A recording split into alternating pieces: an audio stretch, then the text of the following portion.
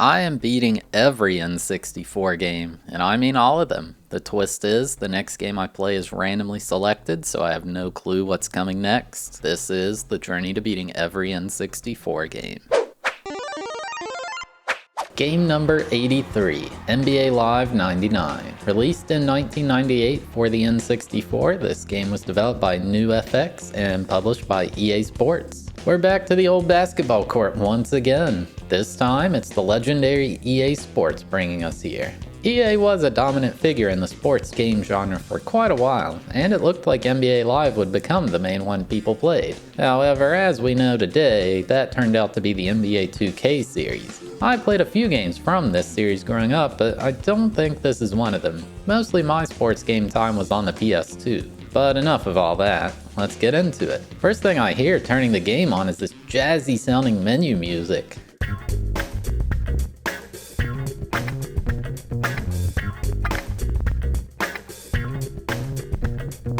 Man, they had no business making a song this good for a basketball game. Like, come on. Whew, that is so good. So the first thing I did was check out the 3-point contest to get a feel for the game.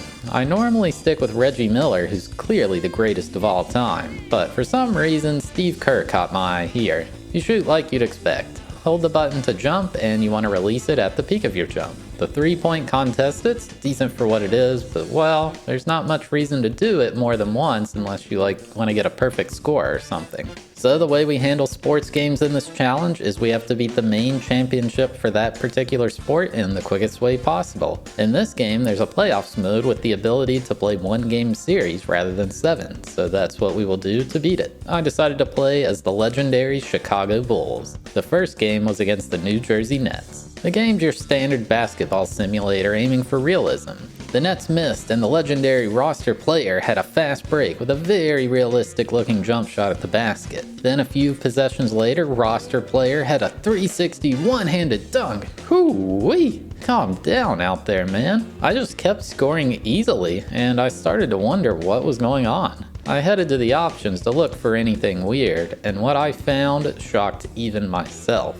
There was a setting called Keep Score Close turned off by default. I honestly could not believe it. Like, there's just a setting that you can turn rubber banding on or off. Most game devs would try to hide this from you. I know it's a controversial thing in games, but I guess I respect that you can choose the setting and options yourself. I decided to leave it off for this playthrough because that's how it was by default. I'm not going to complain. I hate rubber banding. The Nets finally did get a bucket a bit later on, but it was just kind of nice to not have to be stressed out the entire time at missing shots when I did it perfectly, or the other team just making every single shot despite being double teamed. Something I noticed pretty early on is that the computer doesn't do a good job trying to steal the ball from you, so it's pretty easy to run out the shot clock over and over to make games end faster, and that's exactly what I did. In a very high-scoring affair, the Bulls took the win over the Nets 30-22. The next game was against the Charlotte Hornets. While in a game, you hear the sounds of the shoes squeaking, ball bouncing, or the ref whistle. There is a commentator, but it's mostly just a generic voice. Wow, what a steal! It honestly doesn't add much to the game, really. And there's no music during a game, although that's not too big a deal for a sports title. I think commentary's much better to have. The graphics for menus and UI elements were very crisp looking, but I thought the look of the players and the court itself was kind of poor. Anyway, we beat the Hornets 33-12. Next was the Eastern Conference Finals, going up against the Indiana Pacers. They were the team I always liked to use because I was a big fan of Reggie Miller. But I don't know, the Bulls are cool too. I mean, there's not much else to say here. With rubber banding off, the games were not really close. It's just your standard basketball game. You can shoot, pass, dunk, there's all the standard penalties, and there's foul shots. Nothing stands it out from the rest of the basketball sim titles. I took down the Pacers 39-24. The only thing left was the NBA championship match. We were going up against the legendary San Antonio Spurs. I'd completely cruised through the game this far, so I thought this final match would be free as well. The Spurs go in for the first possession with David Robinson missing the bank shot but following it up with his own tip-in.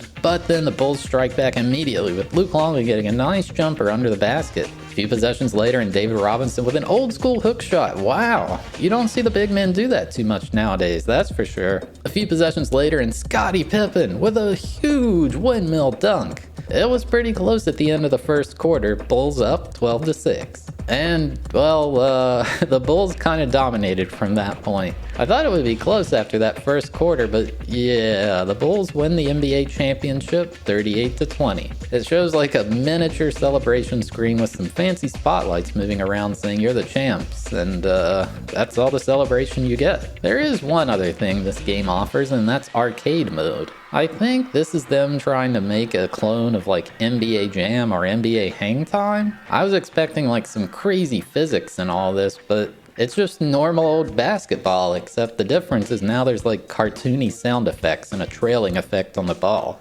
Pulls the trigger. Misses the tray.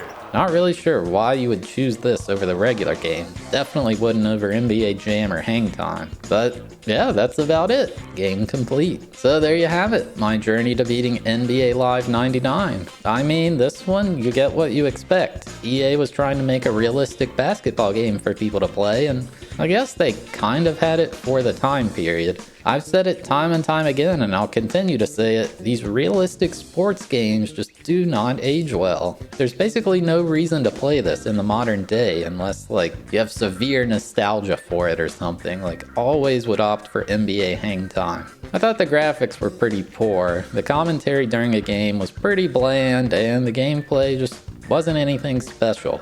And it being a sports game, it's quite repetitive. I gave it a 2 out of 10 for enjoyability and a 1 out of 10 for difficulty. Might be slightly better in multiplayer, but honestly, I kind of doubt it. Hey, thanks for watching the video. Have a sneak peek at the next game. 307 on the list. Could be anything. Let's find out together. 3, 2, 1, go. 31. That's way down here. We are playing Body Harvest. What the heck is that? But yeah, if you made it all the way to the end, thank you so much for watching. I really appreciate it. If you enjoyed the video, consider giving it a like. It helps the channel a lot. And if you like this series, make sure to subscribe so you don't miss out on the next one.